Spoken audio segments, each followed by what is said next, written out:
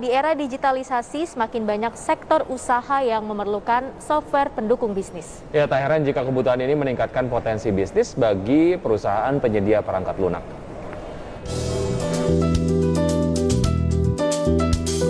Di era digitalisasi, semakin banyak sektor usaha yang memerlukan software pendukung bisnis. Keberadaan mesin kasir modern menjadi salah satu kebutuhan yang penting dalam menjalankan bisnis retail. Selain memudahkan proses transaksi, pencatatan hasil penjualan juga akan lebih terpantau. Hal ini berguna untuk mengelola bisnis secara profesional. Usaha retail saat ini menjadi salah satu bentuk peluang bisnis yang banyak menjadi pilihan para pelaku bisnis. Bisnis jenis ini juga muncul di berbagai tempat dari kota besar hingga kampung dan desa. Istilah cash register, mesin kasir, ataupun aplikasi sejenis umumnya memang menjadi kebutuhan usaha yang bergerak dalam bidang retail, seperti toko kelontong, minimarket, hingga supermarket. Mesin kasir modern memainkan peran yang penting sebagai alat bantu yang berfungsi utama pada pencatatan kegiatan transaksi. Dengan alat ini, maka proses transaksi akan berlangsung cepat, sehingga pembeli tidak akan lama mengantri. Selain software dan hardware kasir modern, banyak teknologi yang dibutuhkan pelaku usaha untuk melancarkan usahanya. Bagaimana dinamika bisnis dari startup penyedia software bisnis? Simak ulasannya hanya di Create Up. Ya, bersama untuk membahas tema kita hari ini, bangun resiliensi usaha dengan software bisnis, sudah terhubung melalui Zoom dengan Mas Muhammad Aji Santika. Beliau adalah direktur dan co-founder dari Fitloop. Selamat pagi, Mas Aji. Pagi. Ya, terima kasih sudah bergabung. Salam sehat selalu ya, Mas Aji. Ya. Ya, oke. Mas Aji, sebenarnya gimana nih Anda melihat kebutuhan akan software pendukung usaha di era digitalisasi seperti sekarang ini? Oke, jadi kan sekarang sudah memasuki industri 4.0 dan dipercepat oleh pandemi. Jadi kebutuhan digitalisasi itu udah wajib lah. Dan ketika kita masuk era digitalisasi, jadi kebutuhan software itu jadi suatu kebutuhan yang paling primer atau fundamental gitu ya. Nah, plus ya bisnis juga semakin ketat ya. Dengan era digitalisasi kan semua bisa terkoneksi gitu kan, semua orang bisa bikin usaha di tempat masing-masing gitu ya. Nah ini kita butuh keputusan-keputusan, terus juga proses diotomasi itu menggunakan banyak data gitu. Nah, dan dengan data-data ini sebenarnya kita bisa olah ya. Keputusan bisnis jadi lebih cepat, terus juga growth perusahaan pun akan lebih cepat dan banyak terjadi ya di banyak lini usaha gitu. Oke, itu adalah beberapa value yang dirasakan lah oleh pelaku usaha jika kemudian melakukan migrasi operasionalisasi perusahaan ke digital begitu, ataupun menggunakan software yang mendukung bisnis mereka. Value apalagi sih yang mereka bisa dapatkan ketika mereka sudah kemudian aware dan menggunakan software pembantu usaha begitu di bisnisnya mereka? Yang pasti ya, mengaktivitaskan dan mengefisienkan proses bisnis ya. Awalnya kan manual, biasanya pencatatan, terus juga kita melihat proses transaksi juga manual, pakai Excel gitu, kalaupun ada digitalnya gitu ya, menggunakan sheet yang kayak gitu. Nah cuman kita lihat dengan banyaknya software ini bisa memotong cost yang cukup besar ya.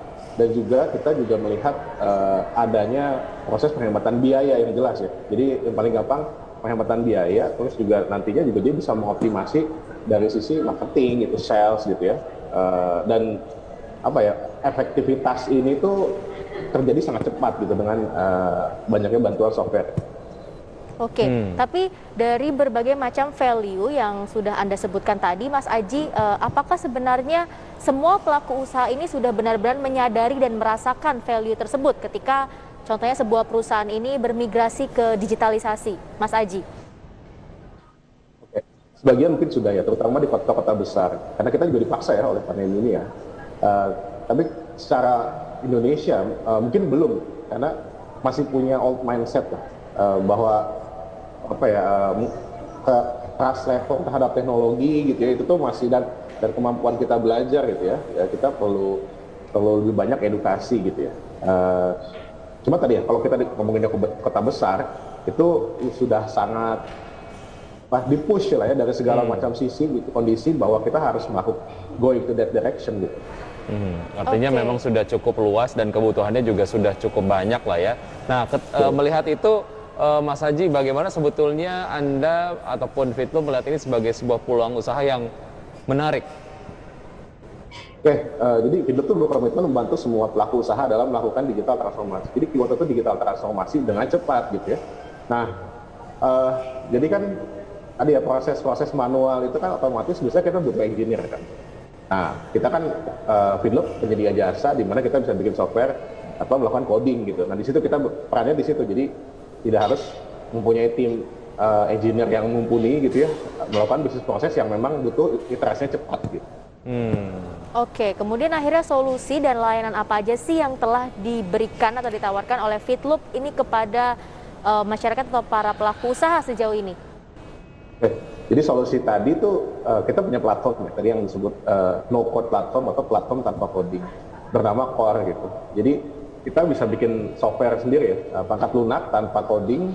Jadi pelaku usaha yang punya tim bisnis terutama ya, tim bisnis atau tim marketing yang pengen atau tim operasional ya melakukan pengen otomasi program atau membuat perangkat lunak dengan cepat tuh bisa langsung dilakukan tadi ya tanpa membutuhkan bantuan dari engineer gitu.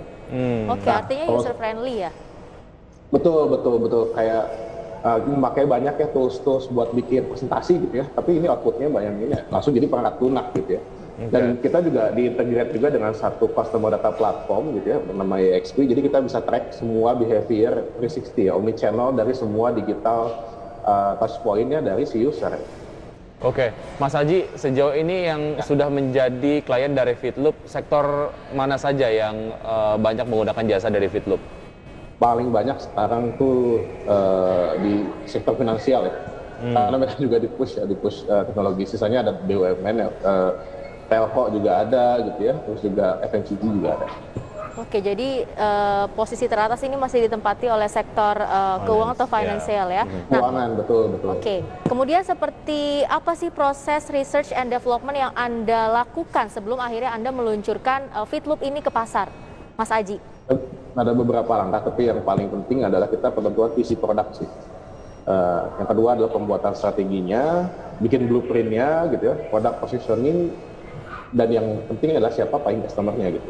Jadi kita sekarang tuh ya nggak bisa lah kita bikin bisnis, tapi kita nggak tahu siapa sih yang bakal beli produk kita gitu ya. Itu penting ya. Dan karena produk kita juga teknologi ya, kita juga fondasinya adalah mencari tim tech yang mumpuni juga gitu ya dalam mengembangkan Fitloop. Oke, gimana pun caranya dilakukan agar memang produk perangkat lunak yang dihasilkan ini akan betul-betul terserap oleh pasar begitu ya. Mas Aji, bicara mengenai tantangan, tadi kan kita sudah membahas mengenai berbagai macam potensi lah terkait dengan kebutuhan dari dunia usaha akan perangkat-perangkat lunak yang akan mendukung bisnis mereka. Nah, challenge-nya itu di industri ini seperti apa sih Mas Haji?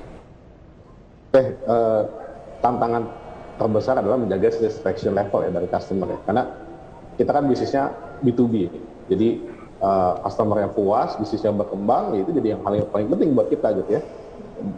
Jadi matriks bisnis mereka juga masuk ke matriks bisnis kita gitu.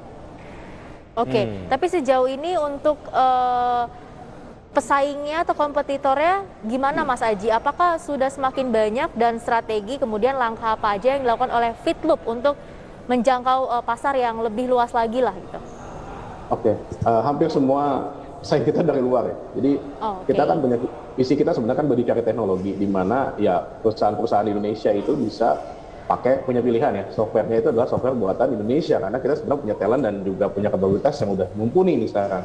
Nah, ya yang paling penting ya di Indonesia ya kita bisa gampang di reach out ya. Jadi itu salah satu competitive advantage karena again kalau misalnya kita ngomonginnya kita kan bisnisnya software as a service ya. Mostly produk kita tuh platform gitu ya. Nah, kita gimana caranya bisa user friendly orang Indonesia mungkin gitu. Baik itu dari sisi tampilan, dari sisi bahasa gitu ya, dan yang gampangnya kita untuk di kontak gitu. Itu salah satu yang poin paling penting sih. Gimana kita mau berbisnis di Indonesia gitu. Oke. Ya. Terkait dengan keamanan data dalam software yang dibuat oleh Fitloop sendiri itu seperti apa? Sejauh mana ini kemudian menjadi sebuah prioritas gitu, Mas Aji? Ya, itu prioritas paling utama ya. Jadi kita menjamin dan memastikan security dan privacy tetap aman. Dan juga kan sekarang banyak ya, kalau kita di luar kan ada GDPR, itu di Indonesia juga ada gitu ya. Perpresnya sendiri tentang keamanan data dan kita comply ke sana. Klien kita paling banyak kan keuangan ya, udah pasti itu jadi concern utama gitu. Dan kita juga lagi proses untuk mendapatkan ISO 27001 ya, mengenai keamanan data serta ISO 27018 tentang data privacy. Oke, kemudian nih Mas Aji, tadi kan Mas Aji juga sudah sempat menyampaikan kalau klien atau customernya kan lebih banyak di kota-kota besar gitu ya, pelaku usaha yang sudah ada di kota-kota besar. Nah, apakah ini menjadi satu tantangan juga bagi Mas Aji atau bagi Fitloop ketika ingin menjangkau mungkin klien atau customer di kota-kota kecil tapi literasi digital mereka tuh belum mencukupi atau belum mumpuni gitu. Apakah itu menjadi satu tantangan juga? Oke, jadi kita ngomongnya landscape. Market pembelian software di Indonesia itu sekitar 40 triliun lah, sampai 50 triliun setahun sekarang. Tahun 2025 mungkin sampai 60 triliun, jadi gede banget tuh di Indonesia. Dan itu jadi pasti jadi roadmap kita sih. Lebih ke kita melakukan produk market fit di Indonesia gitu, di kota-kota besar di Indonesia, dan nantinya kita juga akan menyebar ke kota-kota lainnya sih. Sebenarnya lebih ke sana sih. Gitu. Oke, artinya secara ekspansi ya memang akan ada juga target-target yang akan dicapai ke sana gitu ya. Oke, kalau kemarin sempat dibahas mengenai keterbatasan dari talenta digital lah, yaitu yang kemudian dikeluhkan oleh teman-teman startup dan juga unicorn yang ada di Indonesia gitu, karena secara kebutuhan tinggi tapi secara supply kita nggak terlalu. Nah, dari Fitloop sendiri melihat keterbatasan SDM talenta digital ini seperti apa, Mas Aji, sehingga kemudian ini menjadi satu challenge pada saat Fitloop sendiri ingin melakukan ekspansi ke depan? Justru itu jadi advantage kita sih. Jadi produk kita menjawab di mana lack of talent itu kan terasa di mana-mana ya. Terutama kita tadi ya, target market kita kan ya perusahaan besar sekarang ya, keuangan gitu misalnya. Nah itu kan butuh banyak, bikin banyak pangkat lunak gitu ya. Kan nggak mungkin mereka hiring gede-gedean juga akan tetap lama. Nah itu dengan aplikasi platform kita gitu ya, dan mereka bisa membuat pangkat lunak dengan cepat gitu.